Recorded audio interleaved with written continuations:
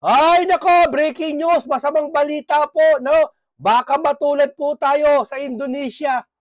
Kapag hindi po tumigil ang mga ito at hindi na umaamin at ang iba'y nagsitakas na, no? At sabi po ni Rowena, ang pinakasanhi daw po punot dulo nito ay walang iba kundi si Romualdez. Ito po, painggan po natin si Rowena, ang kanyang pahayag. Yan ang sinasabi natin mga kababayan. Matagal na tayong lahat nakakapuna kay sa kanya. Lahat nakakapuna po kay Bonjing. Di ba? Amy Marcos, Attorney Vic Rodriguez, sino ba? Toby Chanco, lahat ng mga opisyales, iba, pati si Rowena Guanzon at ibang mga taong bayan, yung mga kadikit niya. Hindi pa ba nakakalata si Junior? Hindi po ba siya nakakalata sa mga nangyayari sa paligid niya? Kung sino't punot dulo nito? Mawala lang daw ito, sabi ni Rowena, giginhawa ang buong Pilipinas. Diba? Mawala lang po, sibakin lang daw po ito. No? Pinasisibak po si Romualdez. Di ho ba? Ito, painggan nyo po si Ma'am Rowena Guanzon. Itong si Saldico, siyempre unahin niya bulsa niya. Ang boss niya talaga, si Romualdez. Oh my God. Yan ang wag na wag niyong kalimutan na pag nakikita niyo yung mukha o pangalan ni Saldico, isalpak niyo na yung mukha dyan ni Romualdez, isa lang sila, President BBM. Mr. President, patalsikin niyang pinsan niyo na si Romualdez bilang speaker kasi yan talaga ang mastermind nitong pinakakurap na budget. Kita niyo naman, pinaka-mastermind ng corrupt na budget. Di ba? 5,000 cash! Yeah! Hindi niya. Yun ang pahayag po ni Miss Rowena Guanzon. Ayan, yan si Rowena Guanzon, maraming kadikit yan na matataas na nasa paligid ng Malacanang. Di ba? At talaga naniniwala tayo. Di ba? Hindi kasi, obvious naman Hindi na kailangan i-memorize yan Hindi na kailangan, pagpasdan mo na lang anong nangyayari sa paligid natin Tignan mo, puro panakip, puro wala, para ba tila yata kontraktor malinis, ayaw umamin. Tapos mga congressman, hindi naman lahat maraming matinong congressman Yung iba talaga na i-iimbestiga, ayaw umamin din iba. Di ba? Pero yung bigla nagkasakit sa puso. Saka naman nakakita nun. Timing na timing. Kung kailan nagkataon na iniimbestigahan, kailangan ikaw ang tanungin. Wala ka. Ito, sa pakpain natin itong balitang ito. Tignan mo palusot ng mga ng spokesperson hindi naman dapat daw nasasangkot pa rito si Saldico. Paano hindi? Siya nga yung dating appropriation. Ano nyo ba ibig sabihin nun? May insertion budget. Bakit masama ba tanungin to? Yung kay Travel Authority ba yon? Pinakita doon kay Tebes. Ipinakita rin yung Travel Authority ni Baste. Samantalang itong kay Saldico, hindi pinakita. Ito, painggan nyo sa balita General ng House of Representatives na nasa Amerika na. Itong si dating House Committee on Appropriations Chairperson at ako Bicol Party List Representative Saldico para magpagamot. Ito po ay sa gitna ng pagkwestiyon ng isang kongresista kung bakit hindi imbitado si Ko sa investigasyon na sinasagawa po ng House Tri-Committee on Infrastructure. Gayong siya ang itinuturong responsable sa insertion sa 2025 National Budget na kinasasangkutan ngayon ng mamaanumalyang flood control project. Nanindigan naman ang House Tri-Committee on Infrastructure na hindi pa kailangang ipatawag itong si Congressman Ko dahil umano sa hindi nakasentro sa naturang mambabatas ang kanilang ginagawang investigasyon. Kunin natin ang live report ni Vic Sumintak. Vic, kailan umalis itong si Congressman Ko? Alex, hanggang ngayon ay patuloy na tumatanggi ang Office of the Secretary General na ilabas yung detalye ng paglabas sa bansa ni ako Bicol Party List. Bakit pati detalye itinatago? Samantalang kay Baste, pati kay Tebes, detalyado, pati yung iba. Bakit ito tila yata hindi detalyado? Di ba? O sige, mag-isip kayo sa sinabi ni Rowena Guanzon kanina. Sino ba may kakayahan na pumigil ng lahat ng bagay-bagay? Siyempre yung ambisyosong tambonjing. Representative Saldico na siyang tumayong chairman ng House Committee on Appropriations noong 19th Congress na siyang nagpatibay at tumalakay sa 2025 national budget na sinasabing punong-puno ng insertions. Wala sa bansa si ako Bicol Party List Representative Saldico. Sa impormasyon galing sa House Secretary General's Office, nasa Amerika si Ko para sa medical treatment. Pero hindi pa may detalye ni House spokesperson Attorney Princess Abante ang detalye kung hanggang kailan na mananatili sa ibang bansa si Ko. Legal ang biyahe ng kongresista na suportado anya ng mga travel documents. I made an initial inquiry sa Office of the Secretary General. Sa pagkakaalam ko, he's currently out of the country. I understand he is nasa United States siya for medical treatment with appropriate travel documents. Kung ano yung mga travel documents na yon, wala pa akong copy, so I still have to coordinate further with the Office of the Secretary General. Sa pagdinig ng House Tri-Committee on Infrastructure noong Martes, konestyon ni Navotas Representative Toby Chanco kung bakit hindi imbitado sa investigasyon si Ko. Si Ko ang chairman ng House Committee on Appropriations noong 19th Congress at tinuturong responsable sa insersyon sa pambansang budget na kinasasangkutan ng maanumalyang flood control projects. Pero ito maanumalyang flood control projects na to, may natuklasang insertion. Tatanungin lang naman ito. Ang tanong dito, bakit ayaw magpatanong? Hanggang ngayon, hindi siya natatanong eh.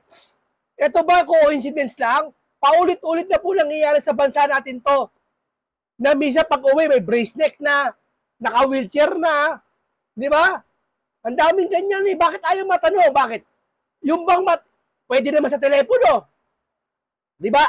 Bakit parang napaka-VIP yata? Pwede ba yun? Pwede naman sa chat. Di ba? Iba nga sa Facebook lang o kaya sa tweet. O bakit ay hindi matanong to? Tatanungin nasa yung walang paliwanag. Parang ghost din, walang paliwanag. Hindi nakapagtataka eh. Wala ba siyang kakayahan? Mababa BP niya o may sakit sa puso siya? Tapos ayaw yata magbasa ng social media kasi ayaw ma-stress. Biruin mo yan. Kaba ng bayan ng pinag-uusapan yung budget insertion, hindi matanong. Dapat po, pag ganito tayo, handa tayong magpatanong. Hindi naman tayo sinisisi eh. Di ba? Hindi naman tayo pinabibintangan eh. Tatanungin lang. Hoy, ikaw, nasan yung walis tingting? Parang ganon.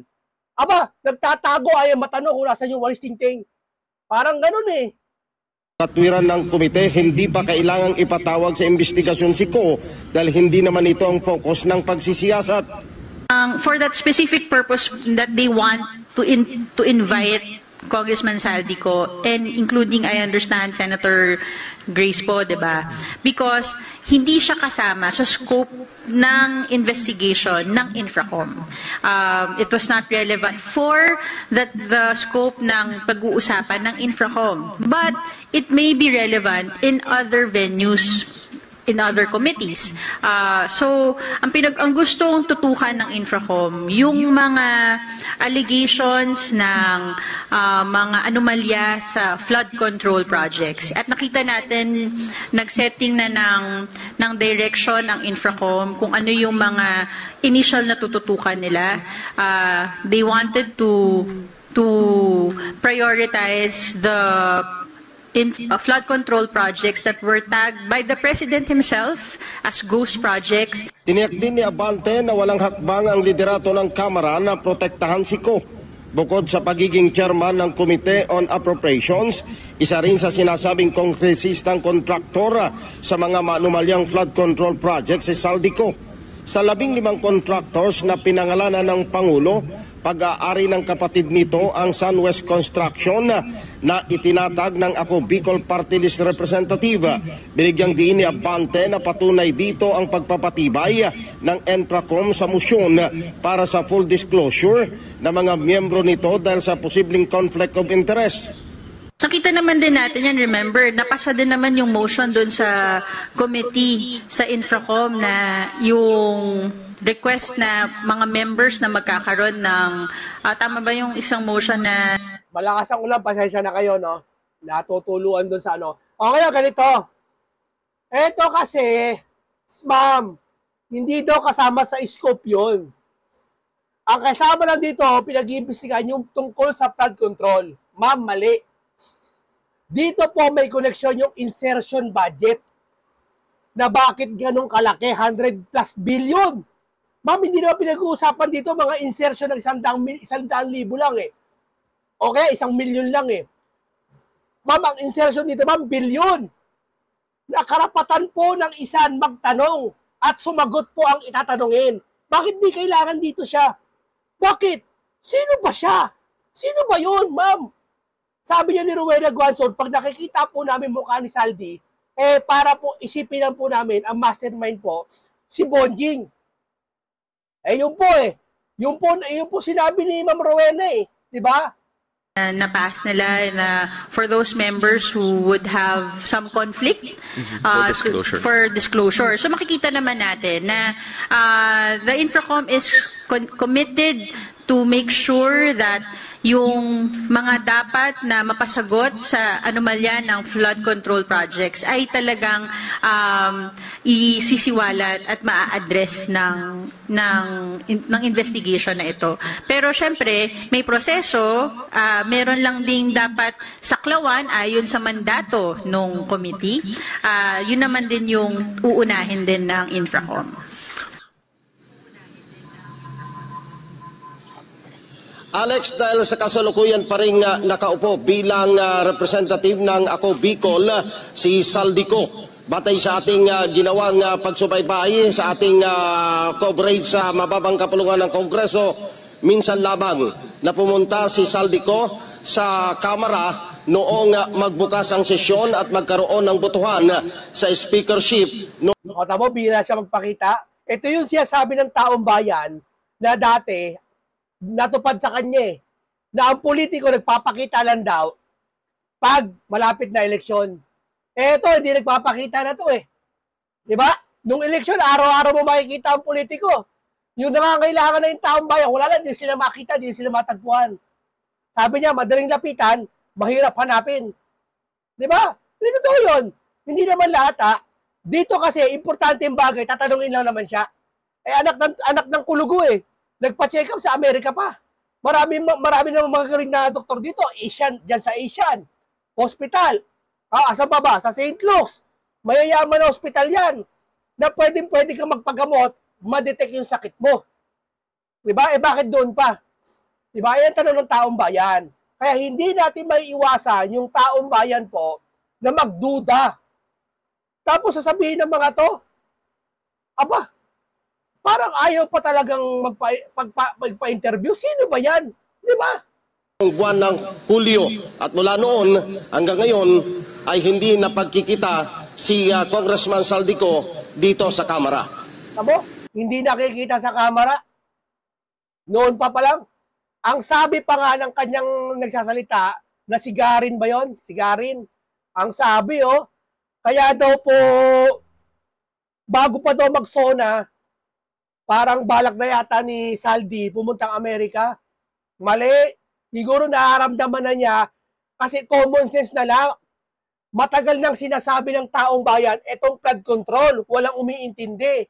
Malamang alam na rin ng lahat to. Kaya nakapagtataka nga si Junior Diba si BBM? Umiyak pa siya kay Vicky Morales. Umiyak ka? Ay, lumuha-luha, teary-eyed. Teary-eyed ka? Samantalang matagal yun ang alam to, ngayon lang kayo mamaluha-luha. Antindi naman. Ang hirap naman palabasin ang luha nyo. Kung ganon, hanga pa yung ibang mga tanso. Uy, teary-eyed ang Pangulo, teary-eyed, may malasakit. Ang tagal naman palabasin yung luha na yan. Ang mahirap to, hindi pa tumulo. Di ba? Hindi pa tumulo. Mas tumulo pa yung bubong. Sa kakaulan. Di ba? Teary-eyed daw. Matindi. Taon na binilang, ngayon lang na teary-eyed. taon na alam ng mga vlogger yung sitwasyon ng Pilipinas. Nakakaya naman sa amin mga vlogger, no? Oo nga, wala naman kami impormasyon. Pero kami nakakaalam ng sitwasyon. Bakit? Kasi ordinaryong mamamayan lang kami. Nasa bahay lang din kami. Alam namin kung nagbaba o hindi. Lahat ng balita nasa sala namin. Hindi kami nakikinig kung saan-saan sa likod namin bulong-bulong ng mga pinsan. Di ba? Okay, Vic, ang tanong ng taong bayan, bakit tila limitado itong mga detalye ukol sa pag-alis ni Congressman Zaldico sa abroad? Kung maalala ko, may ilang mga mambabatas ang bumiyahe abroad, pero inilahat nila ang buong detalye. Bakit ganun? May, ano ba to, selective ba? Hindi natin alam, Alex, kasi tinatanong natin kay Congressman Reginald Velasco, although hindi siya direktang nakikipag-usap siya ngayon sa atin sa pamagitan lang ng Viber communication, dahil ang tanong namin sa kanya, bakit nung si Congressman Arnie Teves, nung lumabas ng bansa, inilabas yung kanyang travel record? Ganon din si Davao City Congressman Paulo Duterte ay inilabas yung kanyang travel order at saka yung travel document niya.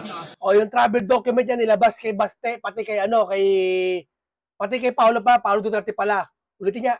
Paulo Duterte ay inilabas yung kanyang travel order at saka yung travel document niya kung saan saang mga bansa siya pumunta. Pati yung petsa ng pag-alis at petsa ng pagbalik ay inilabas sa media, Alex. Pero dito kay Congressman Zaldico, ang sabi niya, bawal daw ilabas. Tamo? Ang dahil pa tagapagsalita eh. Eto, si Princess, pati sa sigarin. Di ba? Hindi naman nangangialam dito yung teary-eyed natin. Hindi nangangialam. Kung talagang teary-eyed siya, dapat nanghihimasok siya sa ganitong problema. Di ba? Saka kami maniniwalang teary-eyed siya. Nagkabiroon nga kami. Sabi ko, bakit nung kina Congressman Teves at Congressman Pulong, inilabas ninyo? 19th Congress daw yun, Alex. Ngayon daw ay 20th Congress. Grabe, ano pinagkaiba 19th Congress, 20th Congress? Ginagaya yung si impeachment? Mga to? Di ba? Ganto tayo, ganto kababastos. Ginaganto tayo. Harap-harapan tayo binabastos. So, anong kaibahan doon? Kongreso pa rin yun. Dapat maging transparent sila, Vic, di ba? Dapat? Ito ang malaking dilema ngayon kung dito sa konfirmasyon na nasa Amerika si Congressman Zaldico, kung ito ba ay babalik dito sa Pilipinas within the scope doon sa pag-iimbestiga ng ENFRACOM. Dahil balita natin ngayon, mukhang si Pangulong Ferdinand Marcos Jr. ay inaayos na at pirma na lamang niya ang kanyang kailangan para sa isang executive order na bumuo na ng tinatawag na independent investigating body na siyang mag-iimbestiga mismo dito sa kontrobersiya sa... Tamo, mabubuo ng investigation body. Pag pumalpak yung bubuo naman panibago. Pag naisipan nila, bubuo naman. Ang dami ng independent body ng investigation. May blue ribbon na. May ganito pa, may dun pa. Lahat sila nag-iimbestiga na. Sino ba promotor niyan? Sino ba uno niyan? Si Senator Rodante Marcoleta. Nagsigaya na sila. Kasi alam nila, yung simpatya ng taong bayan, na kay Marcoleta, gusto nila na mapunta sa kanila. Kaso, gising na yung taong bayan. Ang hindi na nagigising, nananaginip ng tulog, nananaginip ng gising, yung mga tanso na hanggang ngayon, hangang-hanga pa rin. Wala namang masama kung humanga kayo eh. Minsan yung kahangaan nyo, yung kahanga-hanga naman. Yung mga bagay na mabubuting gawa niya, hangaan nyo. Pero yung mga kapalpakan niya, hanga pa rin kayo. Aba, kayo, isip-isipin yung sarili nyo kung anong meron sa inyo. Di ba? Iyon nakapagtataka po mga kababayan eh. Yeah? O ngayon, tama si Rowena Guanzon. Pag nakikita natin mukha ni Saldi at na-imagine natin, isipin natin tong mukha na to na si Bonjing. Siya may sabi yun eh. flood control project, Alex. Okay, Vic, siguro panghuling katanungan, sa kasaysayan ba dyan sa Kamara, dahil matagal ka na rin nagko-cover dyan sa lower house, kapag ang isang mambabatas ay perennial na absent, yan ba'y pinapatawag ng Ethics Committee? So para sa pagkakaalam natin, Alex, wala eh. Dahil naalala mo nga, gaya ng binabanggit ko sa'yo, si Congressman Jules Ledesma, pala absent yun. Pero hindi naman siya sinanksyon ng Ethics Committee. Si Congressman Paulo Duterte, bihira ding dumalo sa sesyon, wala namang sanksyon na ginagawa ang Ethics Committee. Okay, sige. Alam mo, dapat Pangulo nang nangingialam dyan eh. Oo. Dapat siya pagpapalitan eh, pag gaganyan eh. Yeah? Hindi kasi naging maayos ang trabaho ng isang tao eh. Pag wala sumasaway, talagang matinding saway eh. Antabayan na natin pa ang karagdagang pang impormasyon. So, basahin natin to mga komento na to. Basahin natin to. Basahin natin to.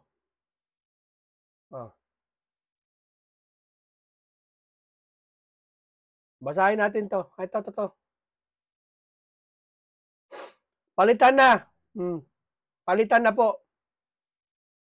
Ang sabi, palitan na si Speaker. Palitan na si Romualdez, sabi. Matapang na nawagan si Rowena Guanzon laban sa liderato ng Kamara matapos ilabas ang eksplosibong pahayag ng Malacanang na dapat munang linisin ng House of Representatives ang korupsyon sa kanilang sariling hanay. Ayan o. Ayon kay Guanzon, malinaw na mensaheng ito, panahon na para kumilos sa mga kongresista at magbaguhin ang liderato ng ilalim ni Speaker Martin Romualdez, lalo na't inuugnay ito sa anyay pinakakorrupt na budget sa kasaysayan, ang 2025 General Appropriation Act. Tapos sasabihin nyo, sino ba dating appropriation? Ano? Di ba si Saldi? Bakit di siya kailangan ipatawag doon? Siya kaya tanungin. Sa pinaka-importanting bagay, di siya kailangan tanungin. Di ba? Tama ba yun? Naglabas ng pahayag ang Malacanang na dapat linisin muna ang House of Representatives at kanilang sariling bahay. Malinaw na mensahe ito ng mga kongresista at palitan si Martin Romualdez bilang speaker. Dapat si Bakinto, Pangulo. Totoo yan, marami na po nagre-request mga kapitbahay, maliliit na tao sa mga tao sa Pilipinas, mga malaking tao, mga kilang tao, na si Bakin. Ang dami nito, sir eh. Ang dami pong reklamo sa kanya. Pamimigay ng ayuda, kala mo, kung mamigay parang sa kanya. Iba-iba po. Tapos hindi po sisibakin. Pinalitan na lahat. Ito hindi. Si Toro niya sinibak eh. Ba't ito hindi masibak? Ito po ang nagpapahirap sa bansang Pilipinas. Maniwala ho kayo. Siya po ang nagpapahirap. Magpadala tayo ng mensahe sa email sa ating kongresista upang pakinggan ang panawagan ng taong bayan na wakasan na ang korupsyon at panaguti si Romualdez at ang kanyang mga kasamahan na pinakakorrupt na budget sa kasaysayan. Wala daw silang kinalaman. Umaak sila na akala mo inosente. Sabi ba naman, imbestigahan, lalabanan namin ang korupsyon. Huwag niyong labanan ng inyong sarili. Di ba? Saka nakakapag-i talaga ng ulo, di ba? Imagine, bilyon na pera sa lahat ng ahensya ng gobyerno, wala nangyari. Saan napunta yun? Ginastos? Saan? Sa pansarili? Tataka ka eh. Yeah. Binabastos tayo mga kababayan.